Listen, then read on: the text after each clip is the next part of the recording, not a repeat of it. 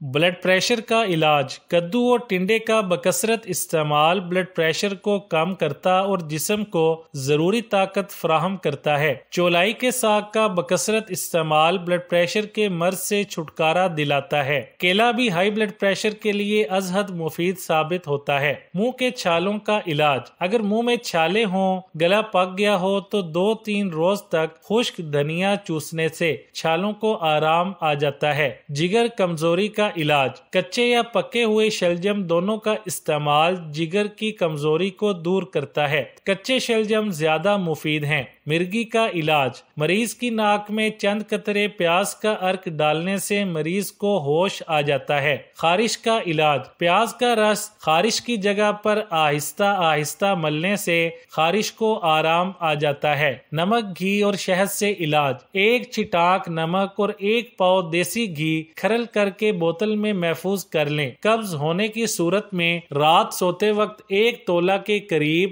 نیم گرم پانی سے کھا لیں، مفید رہے گا۔ نمک اور سرسوں کا تیل ملا کر مسوڑوں پر ملنے سے خون آنا بند ہو جاتا ہے، نیز اسے دانتوں پر ملنے سے کیڑا نہیں لگتا۔ شہد میں نمک ملا کر اگر بچوں کے مسوڑوں پر ملا جائے تو ان کے دانت آسانی سے نکل آتے ہیں۔ نمک اور نیم کے پتے پانی میں ابال کر نہانے سے خارش اور پھنسیوں وغیرہ کو آرام مل جاتا ہے۔ منہ کے چھالے۔ بچوں کے منہ میں چھالے پڑ جائیں تو سہاگا بھون لیں اور گلیسرین میں ملا کر روئی کے ساتھ منہ میں چھالوں پر لگائیں۔ گلیسرین کی جگہ شہد بھی ملا سکتے ہیں۔ چھپاکی کے لیے جسم پر چھپاکی یعنی لال لال دانے نکل آئیں تو 1 ماشا سوڈا بائی کارب تھوڑے سے پانی میں ملا کر روئی سے لگائیں۔ قیمتی اور نازک قسم کی کراکری کو پیک کرتے ہوئے یا الماری میں رکھتے ہوئے ہر 2 پلیٹوں کے درمیان کاغذ رکھ دیں، اس طرح ان پر نامعلوم سی خراشیں نہیں پڑیں گی۔ چھتری میلی ہو جائے تو 1 پیالے میں امونیا اور گرم پانی ڈالیں اور اس میں برش کو ڈبو کر چھتری کے اوپر پھیریں، بالکل نئی ہو جائے گی۔ اگر پریشر کوکر کھولتے ہوئے اس کے اندر کا گرم مواد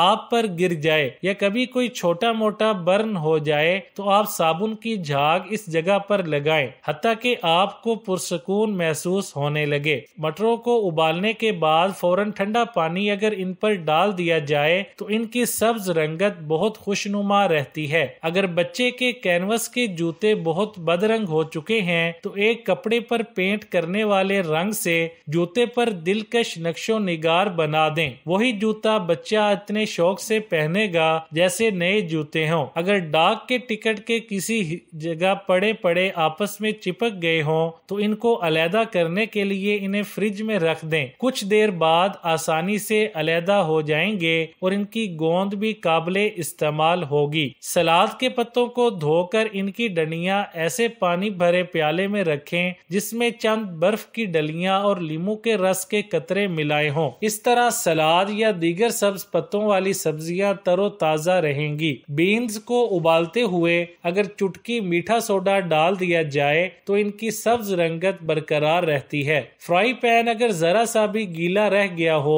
تو جب آپ گھی ڈال کر کوئی چیز تلنے لگتے ہیں تو گھی چڑ کرتا یا اچھلتا ہے۔ اگر اس اچھلتے گھی میں چٹکی بھر آٹا چھڑک دیا جائے تو ٹھیک ہو جاتا ہے۔ مٹی کی نئی ہانڈی کو دیر پا بنانے کے لیے اسے استعمال سے قبل 24 گھنٹے تک تیل اور نمک لگا کر رکھا رہنے دیں یا پھر 24 گھنٹوں کے لیے پانی ڈال کر رکھ دیں۔ ہانڈی کو پہلی بار استعمال کرنے کے لیے اگر اس میں پائے یا گڑ والے چاول پکائیں تو یہ زیادہ دیر تک چلتی ہے اور اس میں لائنیں نہیں پڑتی۔ آٹے کا خمیر۔ آٹے کو گوندنے کے بعد اس پر گھی یا مکھن لگا دیا جائے تو اس پر پیڑی نہیں جمتی۔ مکھن لگا کر کپڑا نچوڑ کر آٹے پر ڈال دیں تو وہ خمیر نہیں ہوگا۔ آٹا گوندھ کر مٹی کے کنڈے میں ڈال کر رکھیں اور اوپر گیلا کپڑا ڈالیں، اس طرح خمیر نہیں ہوگا۔ آٹے کو اگر گوندھ کر کچی گیلی زمین پر رکھا جائے تو وہ خمیر نہ ہوگا۔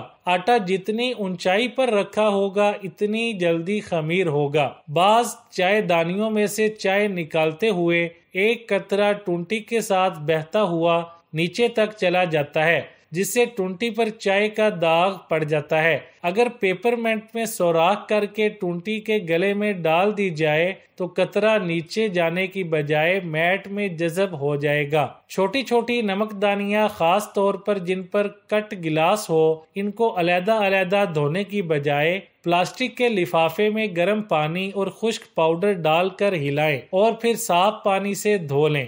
एक ही वक्त में सारी नमकदानियां चमक जाएंगी। सर्दियों में खुशबूदार कमरा। सर्दियों में लोग कमरों के अंदर कोयले जलाते हैं। अगर इन जलते हुए कोयलों पर संतरे के खुश्क छिलके डाल दिए जाएं तो सारा कमरा खुशबूदार हो जाएगा। लीमू के खुश्क छिलके डालने से लीमू की खुशबू फैल जाएगी। बांस की अशिया। बांस का फर्नीचर या टोकरियां बहुत खूबसूरत लगती हैं। अगर मैली हो जाएं और नमक मिले पानी से धोया जाए तो साफ हो जाती हैं। बांस की तीलियों के मैट्स बड़े नाजुक और खूबसूरत लगते हैं, मगर बार बार धुलने पर इनकी खूबसूरती ज़ाइल हो जाती है। इन मैट्स को अगर चाय के कहवा में चंद घंटे के लिए डबो दिया जाए तो खुश्क होने पर खुश रंग हो जाते हैं। प्याले और बोर्ड की सफाई। जिस प्याले में आपने रोटी या बिस्किट बनाने का आमेजा यानी आटा गूंदा हो, उसे साफ करने के लिए जूं ही आटा निकालें, प्याले में नमक छिड़कें। जो थोड़ा सा आटे का हिस्सा चिपका रह गया होगा वो नमक मलने से आसानी से साफ हो जाएगा और प्याला आपको धोना आसान हो जाएगा। इसी तरह रोटी बनाने का तख्ता भी नमक मलने से साफ हो जाता है। अगर सालम गिरियों की जरूरत हो, कभी कभी किसी केक या स्वीट डिश पर सजाने के लिए हमें अखरोट की साबत गिरी की जरूरत होती है। कई अखरोट तोड़ने के बाद कोई एक सालम गिरी निकल पाती है। ऐसी सूरत में यूं करें कि अखरोट को छिलके समेत 1-2 रोज फ्रीजर में रख दें। अब निकाल कर फौरन तोड़ें तो साबत गिरी निकल आएगी।